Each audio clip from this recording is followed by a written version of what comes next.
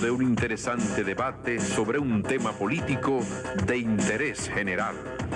Cara a cara está en el aire. Ejército completo, dijeron es necesario para así poder matar 4 revolucionarios. Y llevaron sus cañones y los tanques de primero, helicópteros y aviones a enfrentar a los palmeros. Ulises Herón multiplica la razón y le emprende otro palmero. Los dos son un batallón. Amaury Germán el jefe, junto a Virgilio Perdomo, eran miles en coraje, los 4 no estaban solos y cayeron en combate en aquel 12 de enero. Quedó escrito para siempre el valor de los palmeros.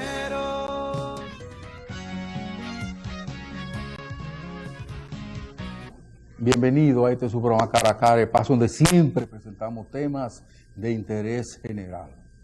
Hoy nosotros vamos a rendir un homenaje a un grupo de muchachos que se consideraba la avanzada de las incursiones que tenía programado Francis Alberto Camaño Deñó, el líder supremo de la revolución de 1965.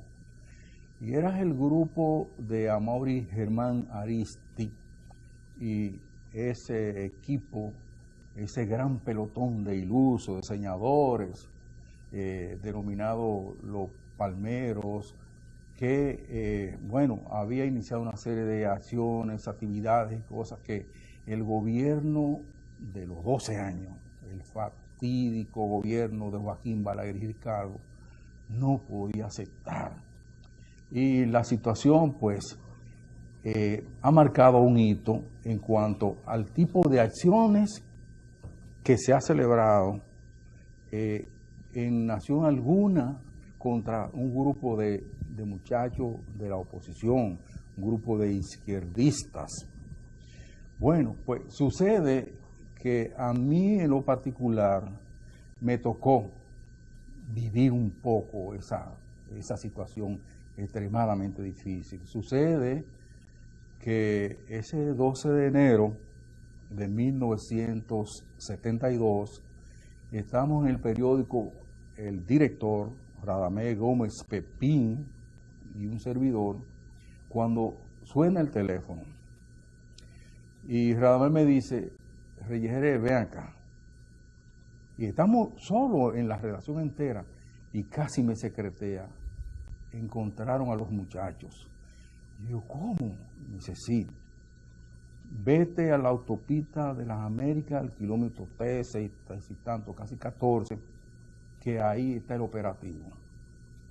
Bueno, cuando yo llego allá eran alrededor de las 6:30 de la mañana, porque yo laboraba además en la emisora Radio Ahora, que estaba en el mismo edificio del Periódico Nacional. Y ya, pues, eso ahí era un campo de guerra.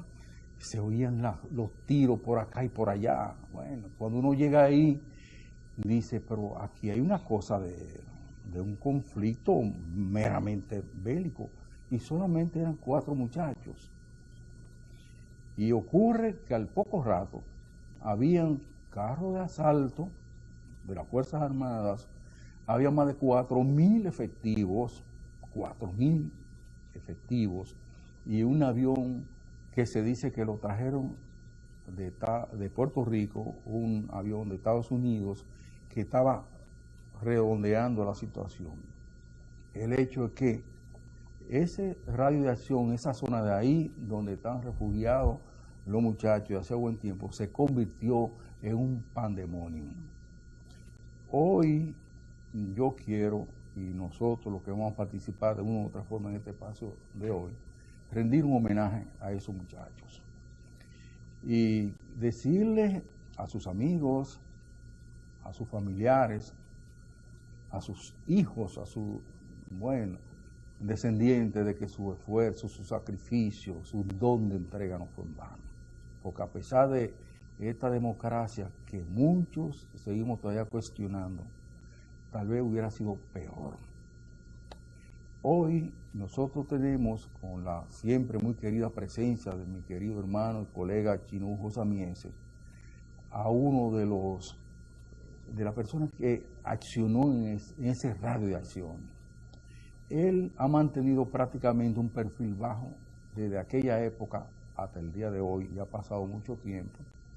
En el interín ha hecho varias carreras universitarias, es abogado, y él economista, y él sabe de primera línea muchos de los secretos que todavía no han sido revelados del todo sobre lo que pasó ahí, el por qué estaban en esa casa, de quién era esa vivienda, cómo la consiguieron a Mauri y sus amigos, cómo se hacían para abastecerse, cuál era el objetivo de esa forma de estar ahí, qué pensaban ellos, cuál era, porque alguien dijo que a Francis lo dejaron solo, y eso lo dijo Claudio Camaño en un programa que hicimos hace unos años.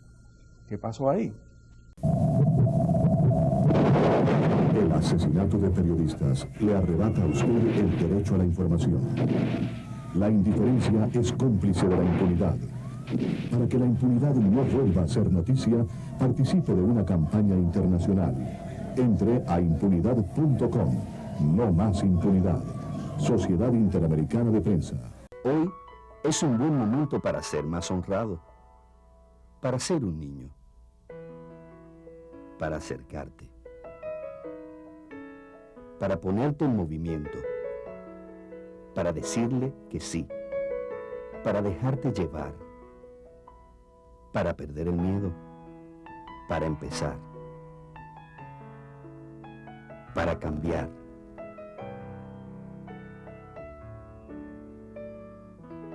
Tu mundo empieza hoy. Cronología del 12 de enero de 1972. Esta descripción ha sido realizada a partir de lo publicado por la prensa dominicana entre el 8 y el 17 de enero de 1972. Solo 2 párrafos provienen de vivencias particulares hechas por personas ligadas a esos hechos. Sirva este ordenamiento como punto de partida para análisis posteriores de parte de quienes pretendan aproximarse lo más posible a la verdad histórica.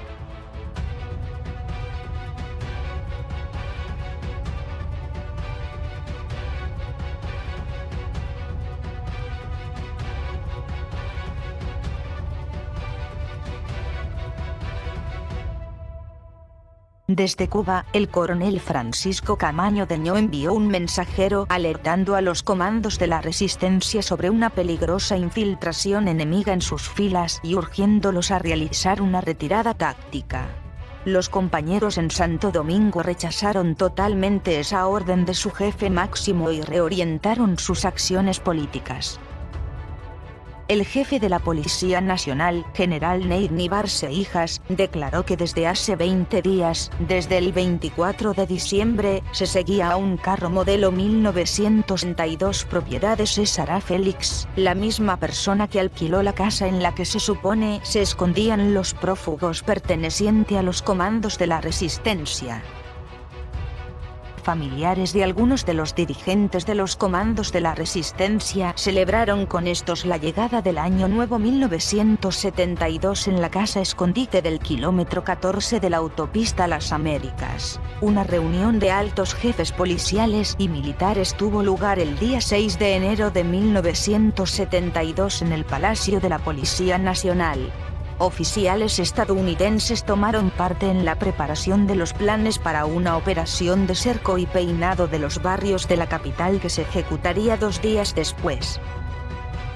Tensión y extrema expectación vivió gran parte de la ciudad capitaleña el sábado 8 de enero de 1972 con la inesperada presencia de centenares de militares y policías que realizaron allanamientos masivos después de ocupar militarmente varios sectores de Santo Domingo. Por lo menos 2 helicópteros de la Fuerza Aérea estuvieron sobrevolando los sectores afectados durante todo el tiempo que duró la masiva operación. Ese rastrillaje buscaba espantar a los revolucionarios que se encontraban ocultos por la ciudad y así provocar que se desplazaran hacia otros lugares. Todo sería cuestión de observar con detenimiento a los sospechosos, de servir de contacto entre la organización y los dirigentes que hacían vida clandestina permanente. Un sargento del servicio secreto pudo seguir a César Félix la noche del martes 11 de enero de 1972 y ver cómo, alrededor de las 8 de la noche, tomaba un camino que se internaba monte adentro desde la autopista Las Américas. Un par de horas después, el carro fue localizado en la calle José Gabriel García de Ciudad Nueva. Su dueño fue arrestado y conducido al destacamento de la policía del kilómetro 12 de la autopista Las Américas. El general Nivar Seijas ya se encontraba allí y había ordenado que tropas de operaciones especiales rodearan el sitio señalado por el sargento del servicio secreto. El área fue rodeada desde las 10 de la noche y las fuerzas policiales y militares penetraron hasta allí a las 2:15 de la madrugada. A esa hora ya los perseguidos habían abandonado la casa y se habían internado en una cueva. César Félix condujo a las tropas al lugar exacto donde se encontraba el grupo de los comandos de la resistencia.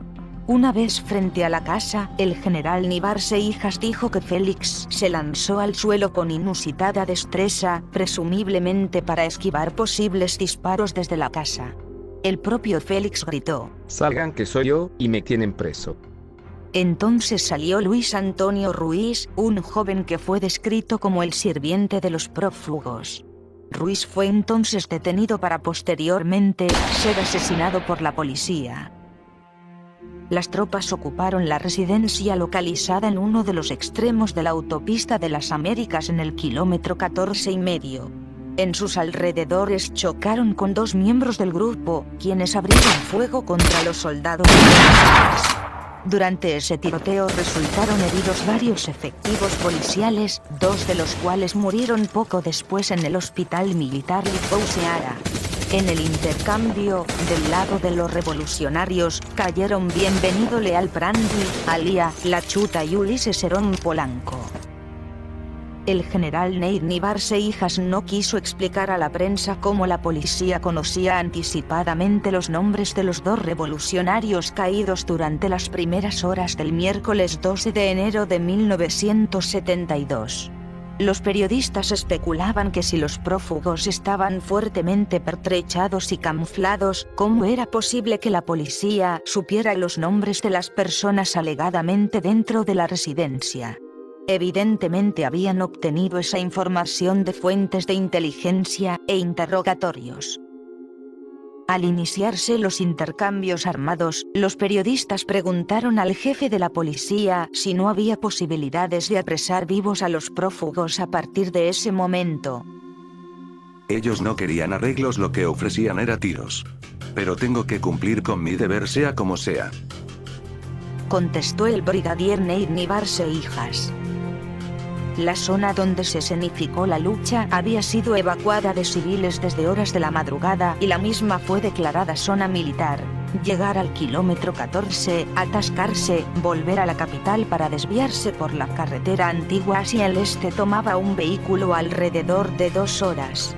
Los vehículos que tomaban la vieja carretera que conduce a San Pedro de Macorís eran detenidos y minuciosamente requisados. La aerolínea doméstica Alas del Caribe abrió un puente aéreo de 20 vuelos entre el Aeropuerto Internacional de las Américas y el de Herrera con el fin de movilizar pasajeros llegados al país o que saldrían de este. En Santo Domingo se registraron diversos acontecimientos, desde la suspensión de clases en planteles educativos hasta pedreas contra automóviles, escuelas y negocios. un grupo de personas se dio a la tarea de quemar gomas de vehículos en las calles de la parte alta de la ciudad.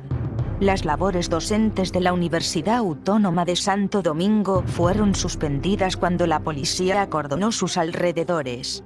Los alumnos de la Escuela Paraguay, en Ciudad Nueva, la emprendieron a pedradas contra agentes del orden público. Desde las 9 de la mañana, los profesores de los liceos Juan Pablo Duarte, Paraguay, Unión Panamericana, Estados Unidos, Argentina y Víctor Estrella Liz decidieron suspender las clases en previsión de posibles desórdenes. Por otra parte, en Santiago, tropas combinadas de la policía y el ejército y la Fuerza Aérea tomaron medidas. A las 10:35 de la mañana un oficial se desmontó de un helicóptero e informó al jefe de la policía y al secretario de las Fuerzas Armadas que 3 sujetos le habían disparado a la nave desde una casa de concreto ubicada en el pequeño monte boscoso.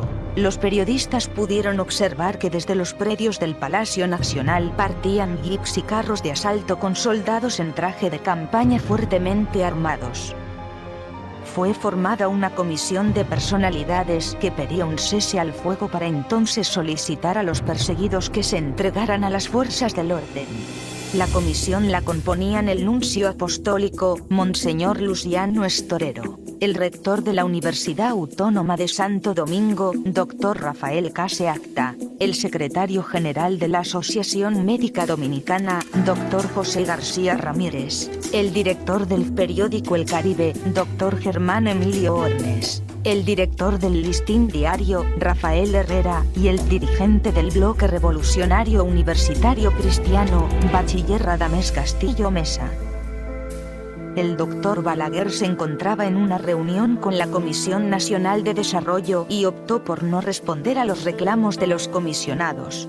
No obstante, se mantuvo atento al curso del combate que se entabló entre fuerzas regulares y jóvenes revolucionarios, acusados por la Policía Nacional del asalto al Royal Bank of Canada. Un civil, balaguerista y antiguo diputado por Higüey, no identificado por la prensa, propuso una tregua y una comisión mediadora de eclesiásticos.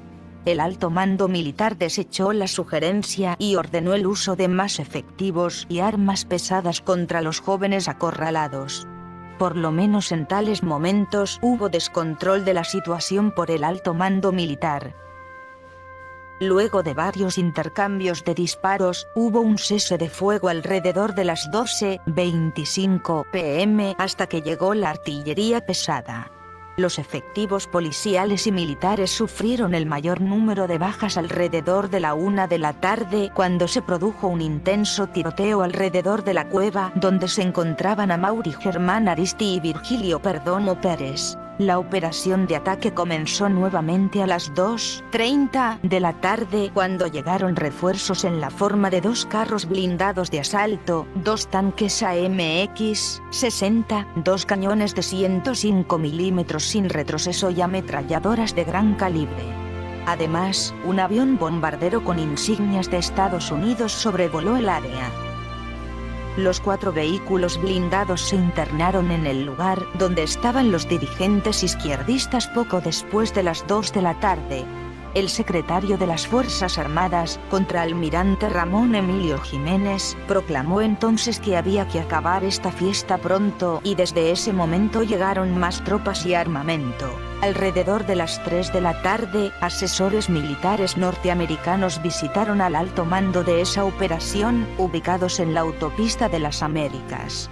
Los aparentes miembros del Grupo Consultivo de Asistencia Militar, MAAB, fueron vistos en un carro blanco.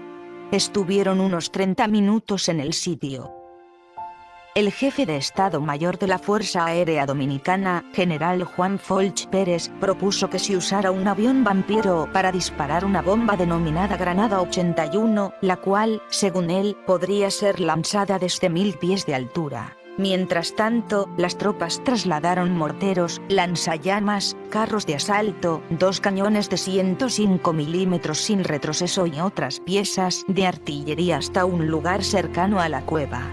Refiriéndose al cerco tendido a los considerados guerrilleros, el contraalmirante Ramón Emilio Jiménez Reyes manifestó: Por ahí no pasa ni un gato. Mientras se realizaban esas movilizaciones militares, el secretario de las Fuerzas Armadas proclamó: Que no salga uno vivo. La operación duró unas 15 horas de intenso tiroteo por la fuerte resistencia contra los efectivos militares y policiales que ofrecieron Germán Aristi y Perdomo Pérez, quienes se mantuvieron en acción defensiva desde horas de la mañana hasta avanzada la tarde. A las 4:14 de la tarde se informó de la muerte de Virgilio Eugenio Perdomo Pérez, el último de los defensores de esa posición en la cueva, desde donde mantuvieron a raya por más de 10 horas a unos 1.500 guardias y policías, la mayoría pertenecientes a las tropas mejor entrenadas de las Fuerzas Armadas. Ya a las 4:30 de la tarde fueron retirados del escenario los tanques, los morteros, los cañones y se reforzó el contingente de soldados y policías que realizó el rastreo, supuestamente, en la búsqueda de Plinio Matos Moquete y Harry Jiménez. Después que los dirigentes de los comandos de la resistencia cayeron sin vida, tras fuertes combates, los efectivos de la policía y las Fuerzas Armadas se ensañaron contra sus cadáveres apuñalándolos, golpeándolos y quemándolos. Aumentó el dolor de los familiares el hecho de que les entregaran los cuerpos de sus parientes, totalmente desfigurados. Tomaron esto como una demostración de la cobardía de esos militares. A todos trataron de cortarles la cabeza según las señales que presentaban en sus cuellos, los que habían sido seccionados casi totalmente. El cuerpo de Amaury Germán presentaba golpes, posiblemente propinados a culatazos en la frente, la nariz y el ojo derecho. Por la forma en que deformaron su cara, tuvieron que recurrir a señas particulares para identificar el cadáver. Lo de Virgilio Perdomo fue lo más monstruoso porque de su cara no quedó rastro de lo que él era. Lo pusieron en condiciones que era imposible reconocerlo. Estaba totalmente lleno de heridas de bayonetas y trataron de cortarle la cabeza y una mano. La esposa de Virgilio dijo que le quedaba el consuelo de que, como él murió hoy, es como mueren los valientes. También dijo que al cadáver de su esposo le robaron el anillo de matrimonio, un reloj y otras prendas, y exigió su devolución. El cadáver fue entregado desnudo a sus familiares. La madre de Serón Polanco dijo que su hijo, después de muerto, lo quemaron, lo golpearon y lo apuñalaron. En horas de la tarde, solo después de finalizados los combates en el kilómetro 14, el director de protocolo del Palacio Nacional, Dr. Andrés Hermida, le comunicó al nuncio apostólico que el presidente lo recibiría alrededor de las 6 de la tarde. El presidente Joaquín Balaguer prometió al nuncio apostólico garantías para la vida de los sobrevivientes del encuentro de ayer con las Fuerzas Armadas y la policía que pudieran quedar todavía en la zona del kilómetro 14,5 de la autopista de las Américas. El jefe de la policía, general de brigada Neidni Barceijas, dijo a periodistas que había recibido órdenes superiores de entregar los cadáveres y los familiares se comprometían a realizar funerales de manera ordenada. En lo que se refiere a los funerales, el nuncio ha prometido recomendar que se conserve la calma y el orden a fin de que no se transformen en una manifestación política. Un decreto expedido esa misma noche por el Poder Ejecutivo ascendió a los miembros policiales muertos en esos hechos. La Asociación Dominicana de Abogados, ADOMA, dejó constancia de su más enérgica protesta por los sucesos acaecidos, a la vez que condena el proceder inhumano, incivilizado e ilegal de las autoridades responsables en el hecho, a quienes de seguro la historia los juzgará. Por su parte, el presidente del Partido Revolucionario Dominicano, Juan Bosch, consideró que la confianza general recibió una herida seria, pero no mortal, con los cercos y los allanamientos que tuvieron lugar el sábado día 8 de este mes, enero, y cayó herida de muerte ayer, 12 de enero. El pueblo piensa y pensará que si esos hombres estaban cercados, debió esperarse un tiempo prudente, por lo menos hasta que llegaran las luces del día para entablar negociaciones con ellos. Bosch enfatizó: ha sido bajo la influencia de los llamados consejeros militares y policiales norteamericanos que nuestra policía ha pasado a militarizarse y, al militarizarse, ha dejado de actuar como policía para actuar como organización militar. Los policías se han convertido en soldados y en vez de pensar que su función es mantener el orden público, han pasado a creer que es hacer la guerra. Esto viene porque en el lugar que ellos se estaban entrenando militarmente, en Cuba, había muchas palmas. Ellos mismos se pusieron palmeros, o sea, pero el referente de ese nombre viene de eso, que el escenario territorial donde ellos se entrenaban militarmente en Cuba, había una gran cantidad de palmas, y ahí viene el nombre de los palmeros.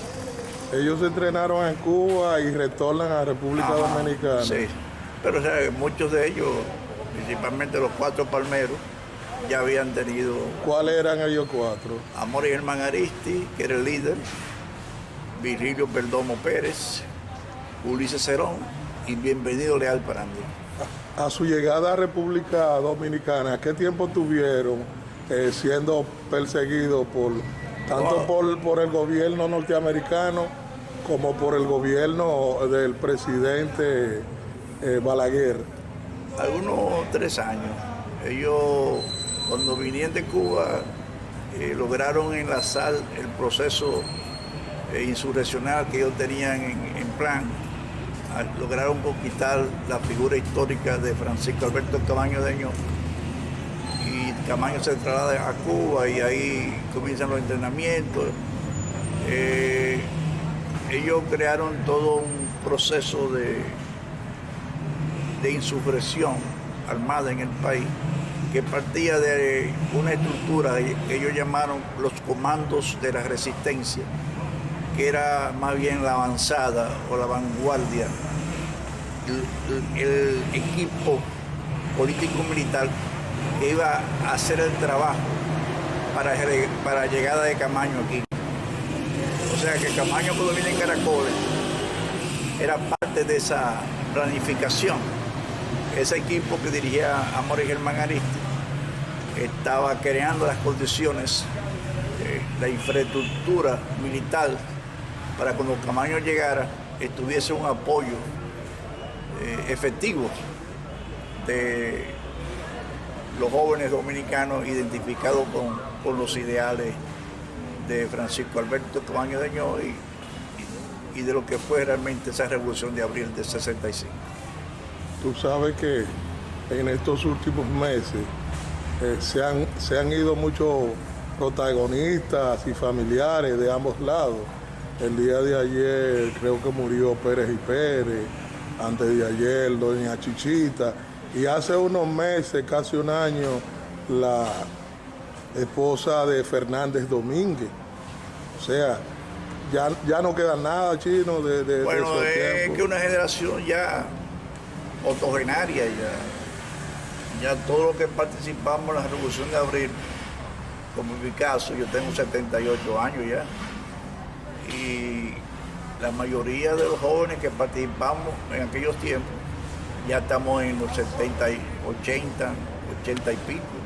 Entonces, tú sabes que nuestra vida tiene un ciclo biológico y se están yendo lamentablemente grandes figuras históricas. La viuda de Fernández Domínguez, que precisamente tenemos un banco aquí en el Parque de los Palmeros en honor a ese gran militar, patriota, prócer de la patria, Fernández Domínguez, Rafael Tomás Fernández Domínguez, Arlete Fernández llamaba a su esposa, una gran mujer. Tenemos también otros casos realmente lamentables. Recientemente, ayer o antier, todavía la están velando. La esposa o viuda de Francisco Alberto Camaño Deñó, el inmenso Camaño Deñó, doña Chichita o Paola Acevedo, María Paola Acevedo, viuda Camaño. Y bueno, como te digo, así como ellas, dos viudas de la patria, otras mujeres que lucharon junto a sus compañeros en ese proceso revolucionario de abril de 65. Lamentablemente se nos están yendo, algo muy doloroso. Y bueno, esa es la vida y por eso este parque memorial está para eso, para honrar a todos esos grandes hombres y mujeres que han aportado a la lucha revolucionaria, patriótica del país. Chino, por último, tú sabes qué mensaje tú le tienes a la juventud dominicana. Pues cabe destacar que ese nombre que tú mencionaste casi nadie lo conoce, ni se le ha dado el valor que merece al coronel Fernández Domínguez. Vuelvo y repito, Fernández Domínguez fue el ideólogo de la Revolución de Abril. Sin embargo, nadie le da esos créditos como lo tiene Camaño. Su viuda en vida se ocupó de presentar a la sociedad dominicana, a la juventud, quién fue Rafael Fernández Domínguez. Como tú bien señalas, un militar que estuvo en la Academia Militar de la Carrera y fue, creo, hasta director de esa Academia Militar. Oye, Chino, para que no se me vaya, lo que me sorprende es que Fernández Domingo apenas llegó a 31 años. Y él fue un militar que, aunque estuvo en el ejército trujillista, pero fue un militar de carrera que logró atraer o enrolar en un proyecto democrático de las Fuerzas Armadas a un grupo de militares jóvenes. Él fue el líder de ese grupo de militares jóvenes, que fue el grupo de militares jóvenes encabezado por él, que cuando se da el golpe de Estado contra el profesor Juan Bosch, o antes, 24 horas o 41 horas antes del golpe de Estado, se acercó al presidente entonces de la República, Juan Bosch, y le dijo: profesor, presidente, se está conspirando para derrocarlo. Yo tengo un grupo de militares que estamos en disposición de evitar que eso se produzca. Y entonces, lamentablemente, ese grupo de militares jóvenes no pudo impedirlo, porque no tenía la autorización del presidente Juan Bosch. Y así, a pesar de eso, ese grupo militar encabezado por él se comprometió con la causa del pueblo, que pedía retorno a la constitucionalidad y contra el golpe de Estado. Y siguió trabajando de las Fuerzas Armadas con su grupo de soldados que lo seguían. Y es cuando entonces también él es parte de lo que fue la conspiración de los cuarteles que derrocó al gobierno del triunvirato, al gobierno de facto del triunvirato. Y por eso él estaba en el exilio involuntario, en el exilio porque el triunvirato, ya que conocía sus contactos, prácticamente lo nombró en un puesto en el extranjero para alejarlo de su grupo de colaboradores y amigos, compañeros de armas, de la conspiración. El golpe de Estado lo agarra, o sea, el derrocamiento del triunvirato, se produce un momento que está fuera del país. Entonces Camaño es quien ocupa el espacio que él no tenía en este momento en el país. Pero cabe destacar, Chino, que ese puesto le tocaba a él, a Hernando Ramírez. Hernando Ramírez estaba indispuesto, no sé, estaba enfermo. Y lo sustituye entonces Camaño. Estaba enfermo de hepatitis. Entonces lo que pasa es que cuando renuncia el presidente Molina Ureña, que le correspondía sustituir a Juan Bosch como presidente de la Cámara de Diputados, ya que el presidente del Senado no estaba presente tampoco. Sustituye a Juan Bosch, Molina Ureña, y se establece entonces ese gobierno provisional. Pero Molina Ureña por diversas situaciones, cuando se producen las agresiones armadas de parte de la aviación militar de San Isidro y bombardean el palacio, la Marina de Guerra bombardea el palacio, decide renunciar. Hay mucha lectura sobre su renuncia, pero vamos a dejarlo ahí, decide renunciar, y entonces cuando el Estado Mayor de soldados constitucionalistas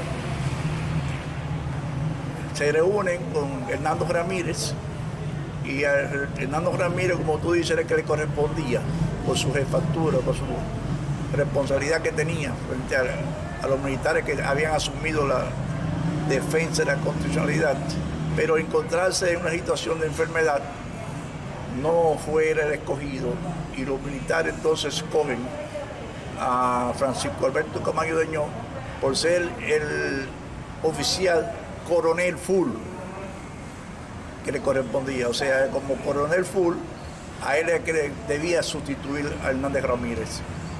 Y así se surge como presidente de la República en armas, Francisco Alberto Camaño de Ño.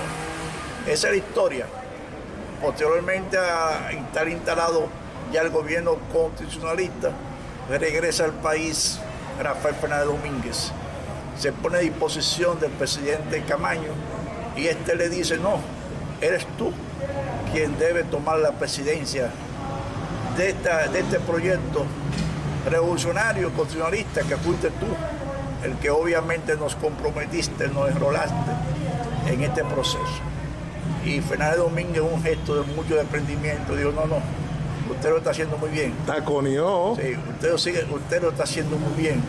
Continúe, yo seguiré trabajando al lado suyo para que esta revolución logre realmente el retorno de la constitucionalidad perdida. Bueno, entonces ahí se produce el caso del asalto al Palacio Nacional, que fue un proyecto ideado por Fernández Domínguez y jóvenes combatientes el 14 de junio. Un error chino de él, porque él dijo: pero yo he venido aquí, pero no he peleado. Efectivamente, se quiere decir eso, que él quería dar una muestra, obviamente, de que era un hombre no solamente de palabra y de compromiso con la causa, sino también que debía asumir un rol ya en los combates. Y a pesar de los consejos que recibió de Montearache y otros militares de que ese asalto no era posible por la situación de que el CEFA, la fuerza de San Isidro, ya había ocupado el palacio, y el palacio estaba en una posición muy estratégica porque estaba a una altura, y eso le permitía a los soldados del CEFA mayores posibilidades de diezmar a todo aquel que se tratara de acercar al palacio del gobierno. Y así sucedió, a pesar de esos consejos, unido con un sector del 14 de junio encabezado por un gran revolucionario y también de condiciones muy buenas militar, Juan Miguel Román, dirigente del 14 de junio, son los que más bien liderean ese asalto a la fortaleza, al Palacio Nacional, que trajo como consecuencia la caída en combate de ese gran coronel de Abril, José Rafael Fernández Domínguez, y de ese gran catorcista, Juan Miguel Román, que cayó también junto con Euclides Murillo, Ramón Tavares, había ahí un italiano, y José Jiménez, había un Ilio Camposi, y un italiano que era de los hombres ranas. En su intento por tomar el palacio también es alcanzado por las balas de quienes lo defendían en ese entonces, los soldados de CEF. Muere prácticamente ya llegando a la verja del Palacio de Gobierno. Entonces ahí se produjo realmente, diríamos, una matanza de héroes, de grandes hombres de la Revolución de Abril. Incluso ahí salió herido en un muslo Amaury Germán Aristi. Era en ese entonces Amaury Germán Aristi, un joven de unos 17 años, 16 años, muy agreste, muy valiente. Y él fue herido, dicen, tratando de arrastrar, retirar de la 30 de marzo, esquina Trinitaria, los cadáveres de Juan Miguel Román y Fernández Domínguez. Y en ese intento es alcanzado también por una bala que le penetró en el glúteo derecho. Esa fue la historia y muy triste. Nosotros vivimos ese momento y sabemos que eso fue de los golpes más contundentes que nos pudo dar el enemigo en ese entonces, porque se perdió al ideólogo de la Revolución de Abril, José Tomás Fernández Domínguez, Rafael Tomás Fernández Domínguez, y se perdió el líder militar del 14 de junio, Juan Miguel Román, y con él un grupo de compañeros combatientes del 14 de junio muy valientes, como Euquídio Morillo, que era también un alto dirigente del 14 de junio. Esa es la historia. Obviamente que fue, como repito, una terrible noticia cuando se supo la caída en combate de esos grandes héroes. En la actualidad en nuestro país existe instalada una dictadura que es la más pro-yanqui, servil, lacaya y anticomunista de América Latina. El carácter represivo de este gobierno se mide por todas las actitudes políticas, económicas y de carácter social que ha desarrollado y la política que ha implantado desde el mismo día en que tomaron el poder. Todas las huelgas de masa, todas las conquistas económicas, todos los sindicatos, todas las organizaciones políticas y sindicales han sentido con crudeza los golpes que han sido aplicados por esta dictadura con los mismos métodos del trujillismo. El periodo que se vive en Santo Domingo en la actualidad por parte de las fuerzas de la revolución y de las fuerzas del pueblo es de preparación para la lucha revolucionaria armada.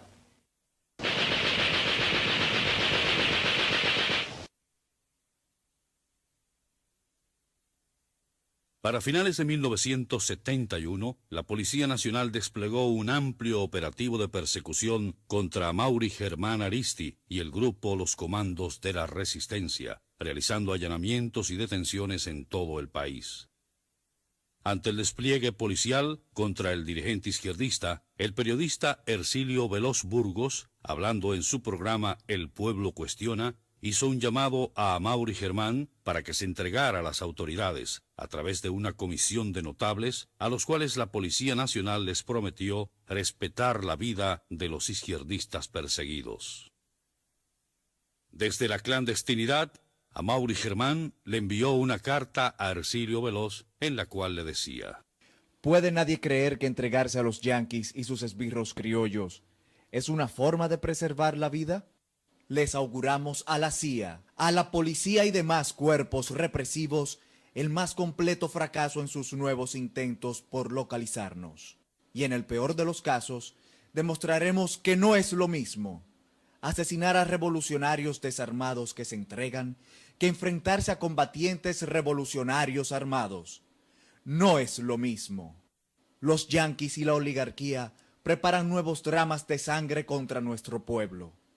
Pero esta vez la pagarán con sangre, y no podrán vencer, sino a los muertos.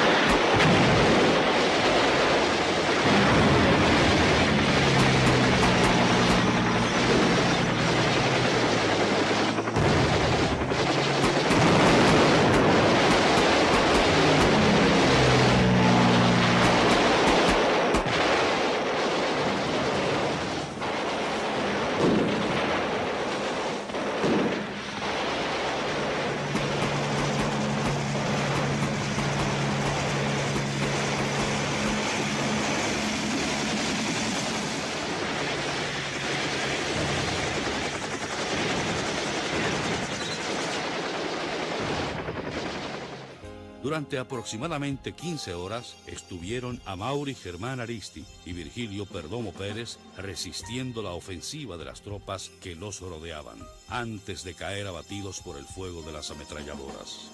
Los primeros en caer abatidos por las fuerzas del gobierno fueron Bienvenido Leal Prandi y Ulises Cerón Polanco, mientras que las tropas policiales perdieron a 8 de sus miembros, 6 rasos y 2 oficiales, el primer teniente José Germán Brito Rodríguez y el capitán Virgilio Félix Almanzar.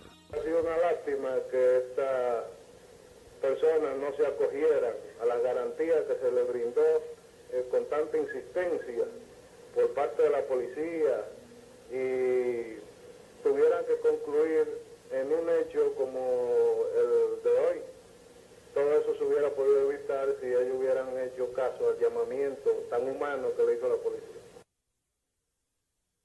Días después de los acontecimientos, la Policía Nacional presentó a la prensa pertenencias y documentos del grupo Los Comandos de la Resistencia, vinculándolo con el gobierno de Cuba y asignándole una supuesta responsabilidad en el asalto a la sucursal NACO de The Royal Bank of Canada, ocurrida el año anterior.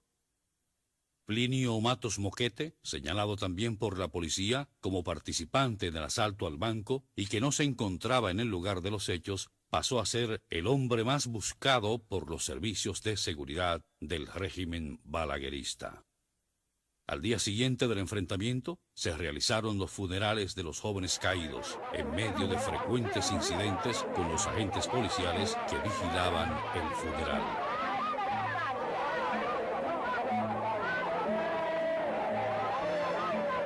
Déjenme enterrar nuestro muerto en paz y tranquilidad, que es un hijo de este pueblo, un hijo de esta tierra, mi hijo Amaury Germán Aristi, por quien tanto luchaste, mi hijo. Pero no te apure, mi hijo, que tu lucha no será en vana, que aquí quedamos mujeres, aquí quedamos hombres. Este pueblo es digno de mejor suerte, hijo mío. Adiós para siempre, Amaury Germán Aristi. Y tienes tu madre, mi hijo, que me he portado como una machaza, mi hijo, hasta el último momento. Adiós, hijo de mi vida. Pueblo, ustedes saben que es un hijo del pueblo, que por ustedes, por esta masa pobre que pasa hambre, es que mi hijo ha perdido la vida. Por los pobres, por la masa pobre, por favor, déjenme enterrar mi hijo. Ay, mi... Solo un banco que por 79 años ha crecido junto a ti sabe valorar lo que es preciso valorar. Valoramos la belleza de nuestras playas, igual que la voluntad de Jorge, que ha puesto su granito de arena para que nuestro turismo no se detenga. Valoramos la riqueza de lo que hemos construido, al igual que la voluntad de María Cristina, quien cada día pone manos a la obra. Valoramos la calidad de nuestros recursos naturales, igual que la voluntad de Porfirio, que ha sabido protegerlos y generar nuevas ideas en beneficio del país. Solo con voluntad hemos logrado superar tiempos difíciles. Hemos logrado adaptarnos y reinventarnos. Hemos logrado avanzar y emprender nuevos caminos. Porque la voluntad de seguir adelante es nuestra mayor riqueza. Banreservas, 79 años siendo el banco de los dominicanos. Hoy es un buen momento para ser más honrado, para ser un niño, para acercarte, para ponerte en movimiento, para decirle que sí, para dejarte llevar, para perder el miedo, para empezar, para cambiar.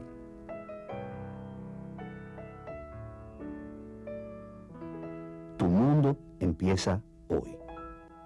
La salud de tu familia es lo más importante, por eso la cuidas y la proteges. Para prevenir el dengue, chikungunya y zika, sigue estos pasos. Unta cloro en un paño para limpiar el tanque. De forma circular, unta cloro en la parte de adentro del tanque, por encima del nivel del agua. Espera 15 minutos para que el cloro actúe. Tapa siempre el tanque todos los días y a todas horas. porque tu familia lo vale todo. Familia prevenida, familia sana. Un mensaje de Ministerio de Salud, USAID, SFH y PSI.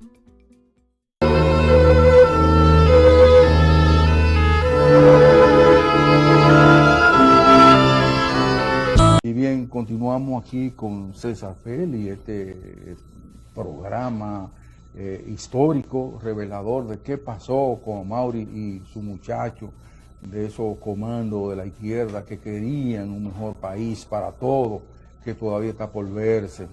¿Qué pasó, César? Yo quería hacer un paréntesis en eso. Parece que alguien dentro del movimiento de la resistencia conocía algunos pasos del grupo de los compañeros, porque ahí donde Mauri estaba oculto, en la casa de mi hermano, Benjamín Bujosa, alguien delató su escondite ahí, porque era un sitio sumamente seguro, a pesar de que era un cuñado de él, pero un cuñado que no tenía una participación política muy activa en ese entonces. Y parece que alguien lo pudo ubicar, dio la información a la policía. ¿Qué se conoció de ese caso? Mira, ese caso siempre quedó como un poco en el limbo, a pesar de que siempre se señaló a una persona que no estaba vinculado políticamente al grupo, pero sí familiarmente a la familia Bujosa Miese. Esa persona... era un amigo. Era un amigo. Un amigo que visitaba mucho allá. Visitaba mucho. Sí, que estuvo con nosotros en la secundaria. Era amigo de Amaury. Era amigo de Amaury. Sí, sí. Siempre se señaló a esa persona porque esa persona parece que dio indicio de que realmente estaba en esa componenda con la policía. Pero nunca fue realmente evidenciado como tal, y uno en eso tiene que tener mucho cuidado porque se dicen muchas cosas a veces que no son. Bueno, esa persona se fue del país y jamás ha vuelto, porque en cierto sentido también él se sintió, de acuerdo a lo que han conversado con él, sumamente molesto y ofendido de que se le vinculara a esa situación, pero quedó ese nubarrón en cuanto a la participación de esa persona. En ese aspecto también yo creo que hubo otros acontecimientos, que fue el momento ya del asalto, ya los momentos del combate, los esfuerzos que se hicieron. La hermana mía, el grupo, la madre de Amaury y un grupo de personas relacionadas con ustedes, de amistad y cosas, para evitar de que no fueran los compañeros eliminados físicamente. Se nombró hasta una comisión, César Herrero. Don Rafael Herrera, el diario, creo que con el Pepín, no sé, un grupo, Polanco Brito, para que intervinieran con Balaguer. Todavía estaba en el combate, a ver si podía dar una orden de cese del fuego y que estos muchachos se entregaran y así fueran procesados por la justicia, lo que sea. Pero se le dio larga el asunto, Balaguer ni siquiera recibió la comisión, tengo entendido, y la vino a recibir después que los compañeros estaban ejecutados. Ese era Balaguer. Ese señor era Balaguer, que mucha gente aquí quieren presentarlo como un paradigma de este país. Y fue todo un señor que actuó a imagen y semejanza del nido donde nació, el trujillismo. Y así fue su comportamiento siempre. Pero me gustaría, César, que en esos hechos ahí, cuando está la batalla, ¿qué se pudo haber hecho? Porque tengo entendido que Amaury tampoco estaba solo en ese sentido, que Amaury tenía otros contactos, otras organizaciones, incluso había hecho compromisos con ella, creo que el Corecato, que si él fracasaba en la empresa de la resistencia, ellos podían seguir la lucha. O sea, ¿qué pasó en ese sentido? Que ese otro grupo que debió actuar por la izquierda en sentido global, ante el cerco de los compañeros, que no actuó. O sea, ¿cómo tú analizas ese momento? Mira, es muy difícil para mí, por ejemplo, en ese momento yo estoy... Bueno, estoy preso y siendo golpeado, interrogado como en aquellos interrogatorios, tú sabes, de la policía, torturado y metido en una celda donde no hay ni siquiera luz, ahí no se sabe cuándo es de día ni cuándo es de noche, solamente me sacan para golpearme, o me golpean ahí adentro. En ese momento, tú sabes qué pasa, realmente, y te voy al día que yo caigo preso.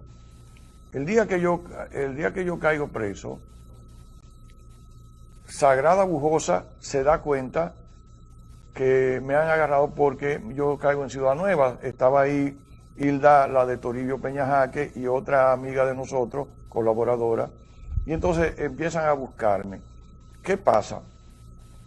Empiezan a buscarme porque Sagrada viene de una casa que teníamos en La Caleta y viene a tratar de saber qué es lo que pasa. Pero no pudieron, claro, no me podían encontrar porque yo estaba estudiando en la casa de esa amiga de nosotros que era una colaboradora y caigo preso y no me pueden encontrar porque estoy preso. Entonces van a mi casa a ver, porque realmente ellos me buscaban porque al estar cercado, eso se pudo haber roto el cerco. Con meterse dos gente con armas largas o dos ametralladoras y tirarle al cerco. Pero eso no se hizo. Primero porque la gente que estaba afuera no lo intentó. Yo estoy seguro que los hombres que estaban fuera, o si lo intentaron, no pudieron hacerlo. Pero armas había. Armas había. Aunque yo tenía la mayor cantidad de las armas en mi poder, pero había armas que pudo haberse desbaratado el cerco, que los muchachos se pudieran haber ido. Eso no se hizo. En cuanto a los corecatos, no puedo decirte, Miguel y yo hablamos muchas veces de eso, pero nunca me pudo explicar, Miguel Coco, mi amigo y hermano, nunca me pudo explicar por qué no se hizo una acción esa noche. Y no solamente Miguel Coco, bueno, el querido Miguel Coco ya recién fallecido, sino otros muchachos y otros grupos prácticamente dejaron solos a los muchachos ahí en esa acción, en ese campo de batalla que se formó ahí en la autopista de las Américas, pero y los otros grupos, inclusive, y el PRD, ¿dónde estaba? Aunque, Rafael, hay que reconocer también que para ese momento gran parte de la dirección de la izquierda dominicana estaba presa. Las cárceles estaban llenas de presos políticos. Incluso, yo estaba preso, Fafa Tavera preso, todo el MPD preso. O sea, había realmente un grupo de personas que quizás en un momento como eso pudieran haber dado una respuesta, pero estaban presos.